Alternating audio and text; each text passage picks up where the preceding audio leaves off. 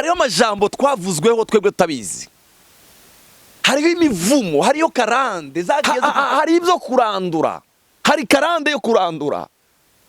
Amen. Hari ibintu bikurikirana imiryango ugasanga abantu kurongorwa ni ngorane, warongora washika mu ugasanga.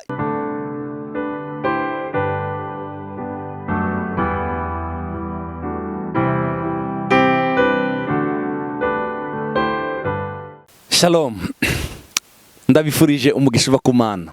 Muri kumwe na Evangeliste Patrick Ndayishimiye kuri CANAAN TV. Kino gitondo kiza cy'umugisha tugiye gusangira ijambo ryiza cyane Imana yampaye rigufi cyane rivuga ngo turabanyamugisha. Turabanyamugisha twebwe. Haleluya, turabanyamugisha. Dusenge. Data mu izina rya Kristo Yesu, turagushima ko duhezaga imyezagiro yose y'ahantu mu ijuru muri Kristo Yesu. Oh, haleluya. Turagushima Mana ko waduhaye Yesu. Kwa duhaye Yesu turabanyamugisha. Haleluya. Turagushimiye mwami ko duhaye Yesu. Turagushima ko duhaye ijambo ryawe. Turagushima ko duhaye ijambo ryawe mwami. Komeza uganiriza imitima y'umwe wese mu izina rya Yesu. Amen. Bavandimwe muhora mudukurikirana, turabashimiye. Ubuntu bwa Kristo Yesu buganza imitima yanyu. Turabakunda, turakunda ngene muhora musangiza abandi buno butumwa bwiza. Yesu abahezagire. Uyu munsi ndashaka kuganira namwe ijambo rigufi ryanditse mu gitabo cyo guharura kubara. Turasoma igice cya 23, turasoma kutangira ku murongo w'8. Turamanuka gatoya. Iyi ni inkuru ya Baramu na Baraki. Baraki yatumiye Baramu ngo aze kumuvumira abana b'Isiraheli bariko baratambuka baje i Kanani. Ndakuyemo ijambo rikomeye cyane tuzakuganira namwe rivuga ngo turabanyamugisha. Umurongo w'8 uravuga ngo mu by'ukuri Baramu yaraje kuvuma. Nico bari bamuhamagariye. Imana yari yamubujishije. Iramubwira ngo reka kuja kuvuma bari abantu. Aranga. Kubera amarongo yari yemerewe. Aragenda. Ageze mu nzira. Indogobe yari hejuru. Yanga gutambuka, marayika umwami Imana yarahagaze imbere yayo. Indogobe iravuga. Kompora hari undi munsi nigeze ndakugaragariza. Baramu ntabwo ariko abona marayika uri imbere y'iyo ndogoba. Arakomeza aragenda. Imana iramubwira ngo naho ugiye, amajambo aza gushira mu kanwa kawe reka arayuvuga. Muri kino kigwa harimo ibintu bibiri nza kubabwira. Imana yanganirije. Hariho amajambo twavuzweko twebwe tutabizi. Hariho imivumo, hariho karande zagiye zikurikirana imiryango yacu. Kubera iki? Uzi yuko imbere yacu nta bisekuruza bine by'abakristo bihari. Nta bisekuruza bine, bamwe agakiza gaherera kuri bo. Rero tugomba kuba maso kugira ngo hariho amajambo yoba yaravuzwe ku buzima bwacu. Tugomba gukuzaho ijambo ry'Imana. Haleluya. Baramu rero amaze kugerayo bari yaremerewe ibintu byinshi. Atangiye kuvugishwa, hari ijambo yavuze igice cya 23 umurongo w'8. No vuma ntabimana itavumye. Haleluya. No kwabira karangante abimana. Bibiliya sasha version sasha iravuga ngo no kwambika ibarante abimana itambitse ibara. No kwambika ibarante abimana itambitse ibara. No bavuma gute bari bakandi bataravumwe. Twebwe turabanyamugisha. Sifa kwa Mungu. Ariko kandi twarakijijwe nibyo. Turazi Yesu nibyo. Haleluya. Ariko tugomba kwagura amasengesho yacu. Tugacagagura za karande z'imivumo tugendana tutabizi. Hariho abantu mu miryango yabo usanga kurongorwa bitariho. Ugasanga abandi abana babo babyarira iwabo gusa. Ugasanga abandi bafise ibindi. Ugasanga abandi hari ibintu basekuza badatunze. Hari ibintu ugasanga ibintu bitari byo. Tugomba kubisambuza ijambo ry'Imana. Tugomba kubuzangira mu miryango yacu. Kubera kutamenya ugasanga turabibayemo, turabituyemo, twabigize izacu. Naho babikoreye iki? Babikoze kubera guterekera ibigirwamana ivyo bakoraga. Twebwe turabanyamugisha. Yesu yatugize yaduhinde abanyamugisha. Ariko kandi hari abo tuvukana, hari abo tuvuka. Hari igisekuruza tugomba kwanga. Hari ibyo tugomba kwanga bitari ibyo byakozwe tutabizi. umurongo wa 19 uravuga ngo erega Imana si umuntu ngo ibeshe cyangwa kandi si umwana w'umuntu ngo yisubireko. Ibyo yavuze mbega ntizobikishika ntibizobikora, ibyo yashinze ntibizobishitsa. Umurongo wa 20 n'abari wo kubahezagira nayo yarabahezagira, naje sinshobora kubihindura. Haleluya. Hari kitwanditseho. Sifa kwa Yesu. Hari Imana yanditse ku buzima bwacu. Bene data, ndashaka kukubwira ko turi abanyamugisha.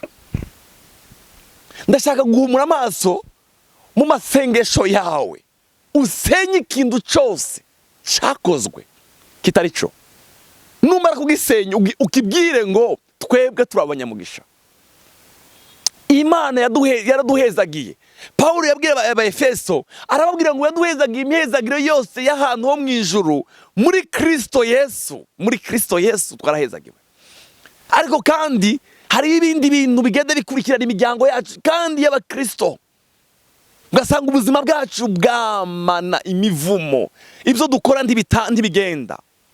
Imiryango yacu iri mu mubabaro udashira.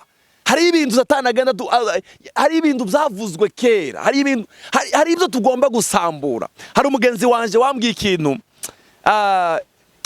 kirakora ku mutima. Arambwira yari ko araganira n'umukozi w'Imana mu bihugu by'amahanga, aramubaza ngo ese iwanyu, umuryango wanyu, imbere yawe hari generation zingahe z'Abakristo?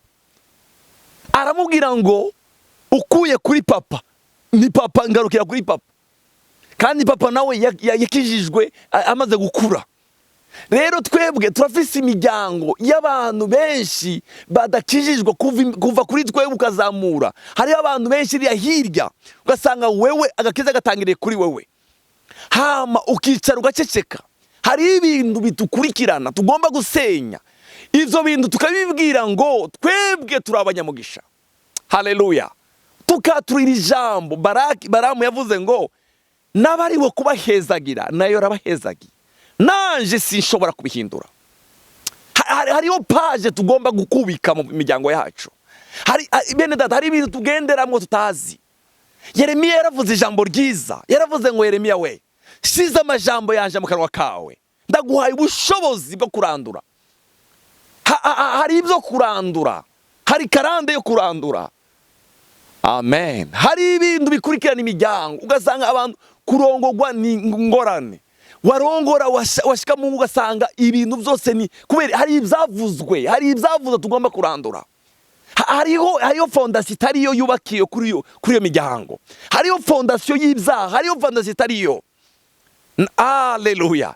Imana ibwira Yeremiya ngo nashize amajambo yanje mu kanwa kawe, kandi nguhaye ubushobozi bwo kurandura, bwo gusenya, gukomvomvora, gukuraho no guteragira. Hari ibyo tugomba guteragira. Haleluya. Hari ibyo tugomba guca mu miryango yacu. Hari ibyo tugomba kuvuga ngo ibi ndabyanze sigwanje, ibi ntibizokurikirana urubyaro rwanje. Urubyaro rwanje n'abanyamugisha. Ngomba kuvuga ngo ngifatanya n'iyi jambo rivuga ngo n'abari wo kubahezagira nayo yarabahezagiye, sinshobora kubihindura. Deklara kuri umunyamugisha wewe, bivuge, byature, bigira ubuzima bwawe. Oh, sifa kwa Yesu Masiya. Sifa kwa Yesu. Bene data, hari ibintu bikurikirana abantu mu buzima bwabo. Ugasanga umuntu nawe yakijijwe, ubuzima bwiwe buracyari mu mwijima, ubuzima bwiwe buracyari aracababaye, aracyari mu oh, haleluya. Ndashaka ndakugendera inama nziza. Iri jambo mu ndwi iheze niho narishuriwe. Nahishuriwe iki? Nahishuriwe ko tugomba kuvuga ibinyuranye n'ibyo bavuze. Abantu barashaka kuvuga ibyabo. Basogokuruza biriya badakijijwe barashaka kuvuga ibyabo ku kinyejana cyacu. Ariko turafite ijambo ryahanuwe rirusha yandi yose gukomera.